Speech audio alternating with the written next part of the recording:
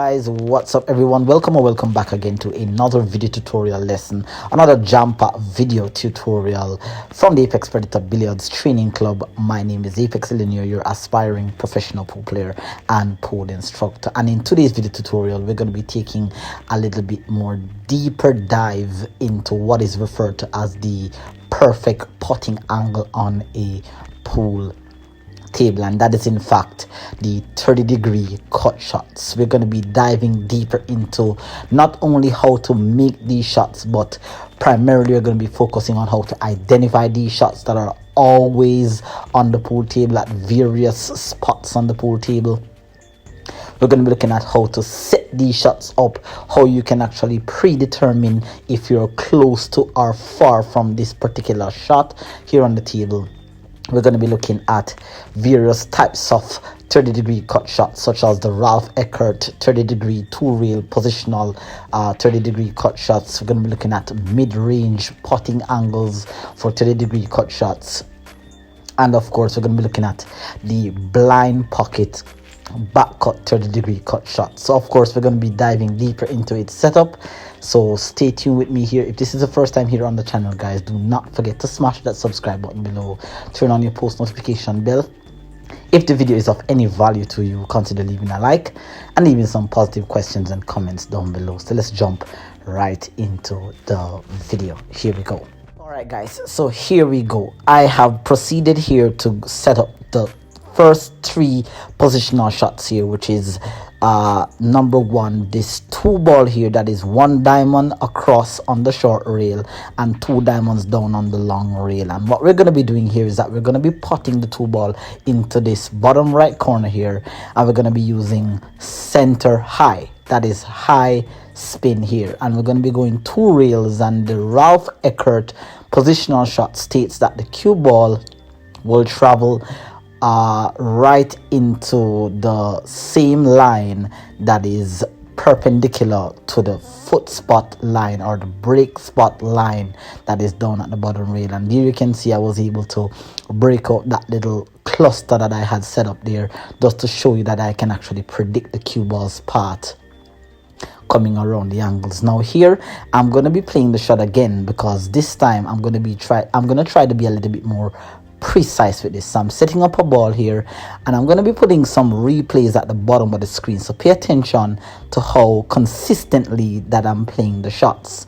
Here I'm going to be putting the 12 ball, and I'm going to be coming around two rails trying to bump into the 14. Now as you look there on the bottom of the screen, you'll see that the cue ball actually takes almost the same path, but because I was being a bit more precise in terms of trying to hit into one ball, and I was a little bit farther down with my cue ball, I perhaps may have had a little bit of squirt on the cue ball, hence the cue ball didn't go exactly where I wanted it to. But this particular shot here is a very common shot that you find a lot of 9-ball and 10-ball players play a lot, so get used to that shot, guys. This shot is easiest to be played with high spin, where you're aiming on the vertical axis. Now it's very important that when you're in your practice sessions, you not only learn how to putt certain types of shots on one side of the table, but you try to also go ahead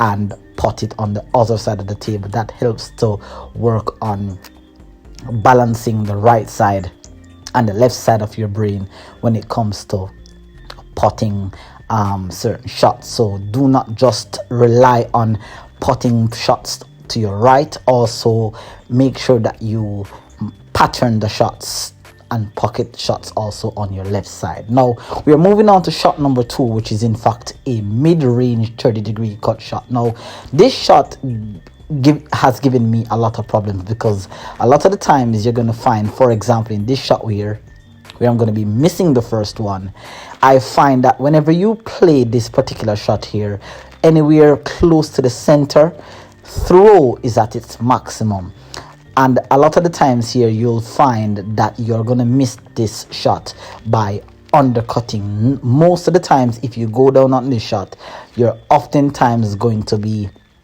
hitting the short rail. Now a lot of players, what they'll do is that they'll use a little bit of left or right spin to throw the object ball into the pocket, which of course helps to make the putt, but then you tend to lose control of your cue ball.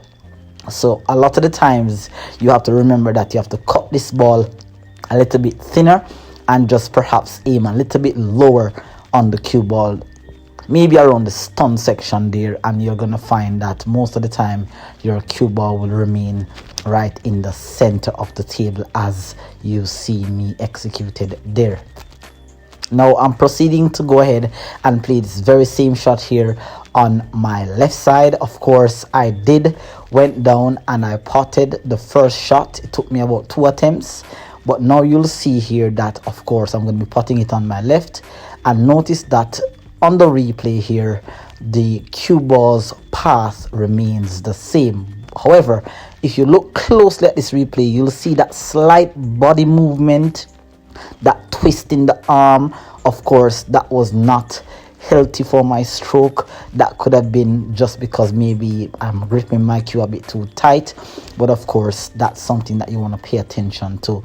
So even though the shot was made, it wasn't a cleanly struck shot. Now we're going to be moving on here to looking at this blind pocket back cut 30-degree cut shot. Now this is a shot that doesn't come up a lot, but at times you're going to find that when it does come up, players tend to of course miss the shot, like you just saw that I did there by overcutting. So of course sometimes the perception of the angle, because the object ball is a bit closer to the cue ball, sometimes the putting angle or the spot on the ball tends to vanish a little bit, and sometimes, most of the time, we tend to overcut, as you see there twice in a row.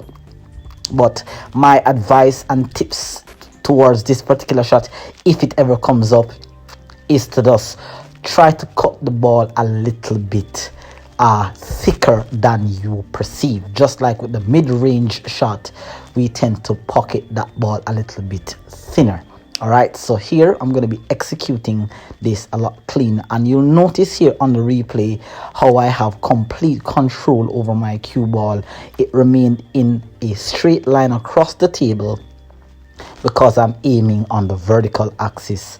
Whenever you pot this shot, you're gonna find a lot of the times that if you pot it very cleanly, then most of the times your cue ball will always remain in a straight line across the table as compared. Now for that particular shot there, it is very similar as you're seeing there on the replay, but I aimed a little bit lower by accident on the cue ball, but that's okay. My cue ball still remain in control. All right, so those are 3 shots that you definitely want to put some time in on the table, and of course let me know in the comment section what you think, and let me know your success rate.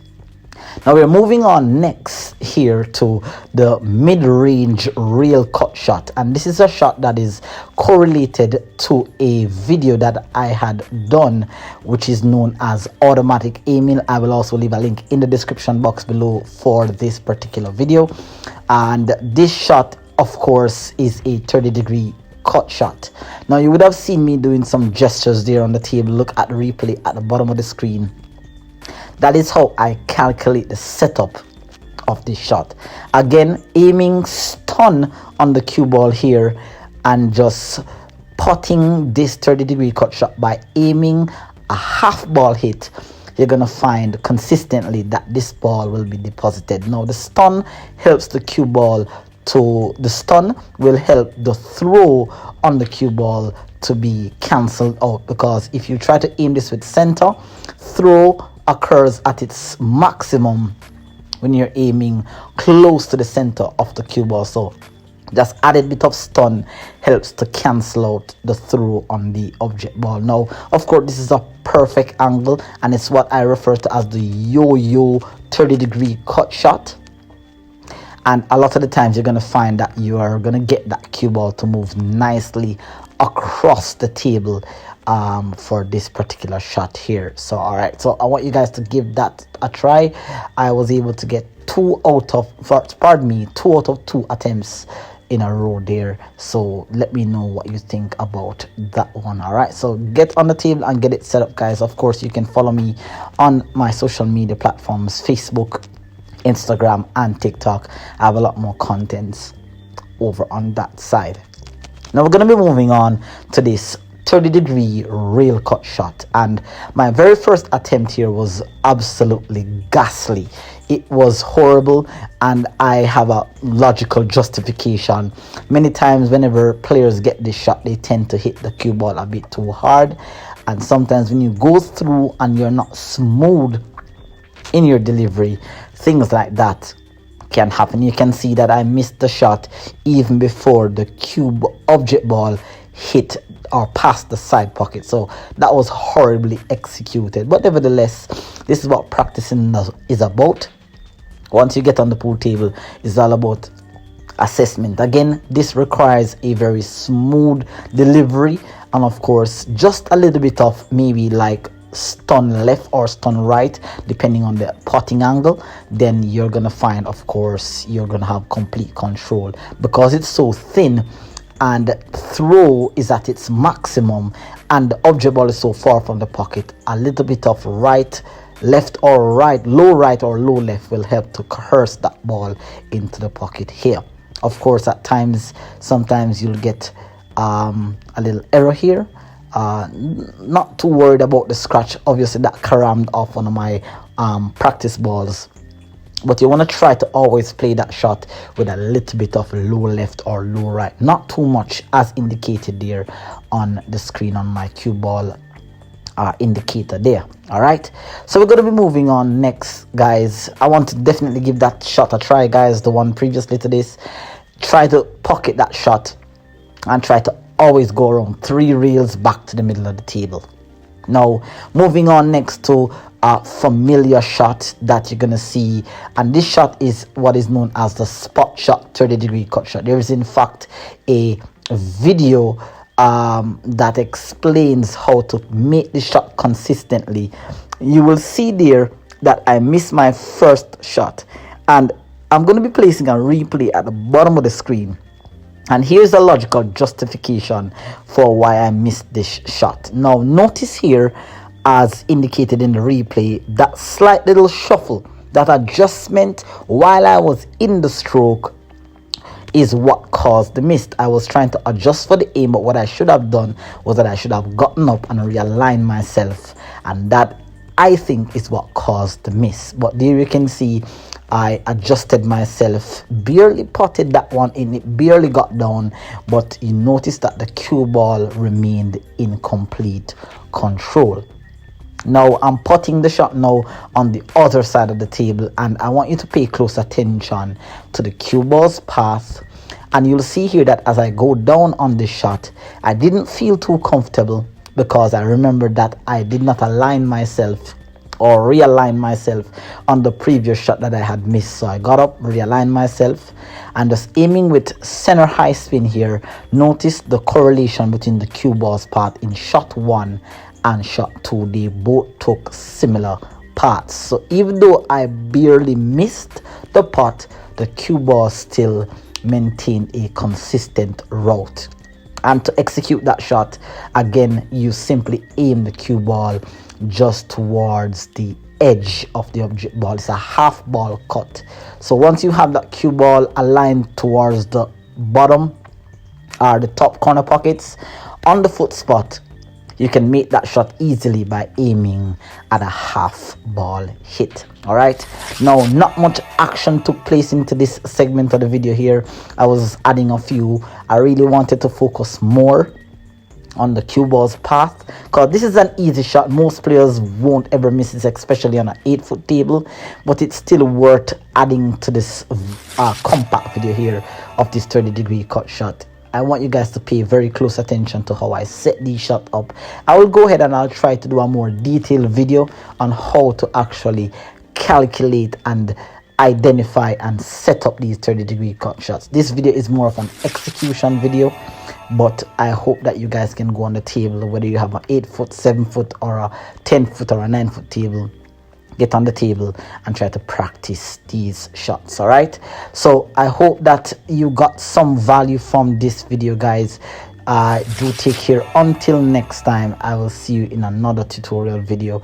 All right, go ahead and smash that subscribe button below, leave some positive comments and question. Take care until we meet again in the next lesson. This is Apex Linear, your aspiring professional pool player. I will see you soon.